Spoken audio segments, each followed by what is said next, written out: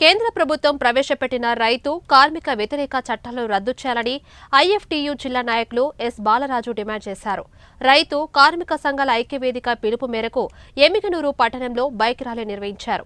ఈ మేరకు ఏర్పాటు చేసిన మీడియా సమావేశంలో పాల్గొన్న ఆయన మాట్లాడుతూ ప్రభుత్వం రైతు కార్మిక చట్టాలను తీసుకొచ్చి రైతులకు అన్యాయం చేశారన్నారు. దేశంలోనే రైతులను కార్మిక రంగాన్ని ప్రతిఘటించడంతో పార్లమెంట్లో 3 నల్ల చట్టాలను వెనక్కి తీసుకున్నారని అన్నారు.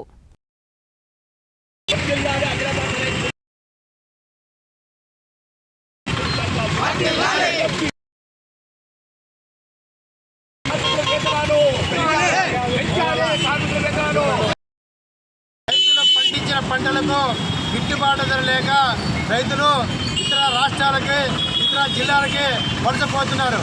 మరి మిరప చూస్తే చాలా తక్కువ రేట్లు ఉన్నాయి. మరి రైతులకు ఒక ఎకరానికి పెట్టుబడి పెట్టాలంటే లక్షల రూపాయలు పెట్టుబడి పెడతారు. మరి ఇప్పుడు చూస్తే మరి రాష్ట్ర ప్రభుత్వం మరి ఎక్స్పోర్ట్ ఇవ్వకోకుండా ఆపడం అది సరైనది కాదు. ఇప్పటికైనా కానీ రైతులకు ఖచ్చితంగా ఎక్స్పోర్ట్ ఇవ్వాలి.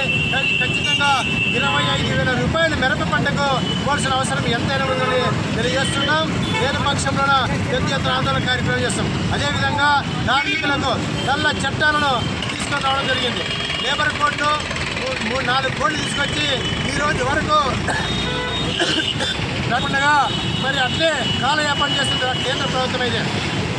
అదేవిధంగా మరి వెంటనే కార్మికులకు కనీస వేతనం 26,000 రూపాయలు ఇవ్వాలి.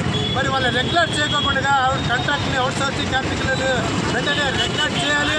రెగ్యులర్ చేసి వాళ్ళకి ఉద్యోగ భద్రత కల్పించుకోకుండా మరి వాళ్ళని ఊక గాలిలో దీపంలాగా పెట్టడం కూడా జరిగింది కేంద్ర ప్రభుత్వం అయితే రాష్ట్ర ప్రభుత్వం అయితే.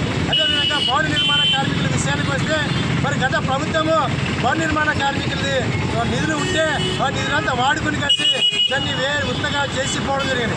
ఈ ప్రభుత్వమైన కానీ భవన నిర్మాణ కార్మికులకి మరి ప్రత్యేక బడ్జెట్ కేటాయించి భవన నిర్మాణ కార్మికులు ఆదుకోవాల్సిన అవసరం ఎంతైనా తెలియజేస్తూ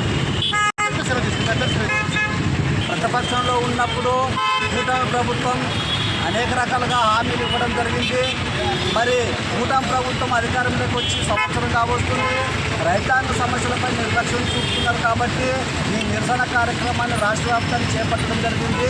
కూటమి ప్రభుత్వమైన రైతులను గుర్తించి మనకు అన్నం పెట్టే రైతుకి ఈరోజు అన్ని రకాల పంటలు పండించిన మద్దతు ధర లేకపోవడం చాలా సిగ్గుచేటని కూడా ఈ కేంద్ర రాష్ట్ర ప్రభుత్వాన్ని హెచ్చరిస్తున్నాం.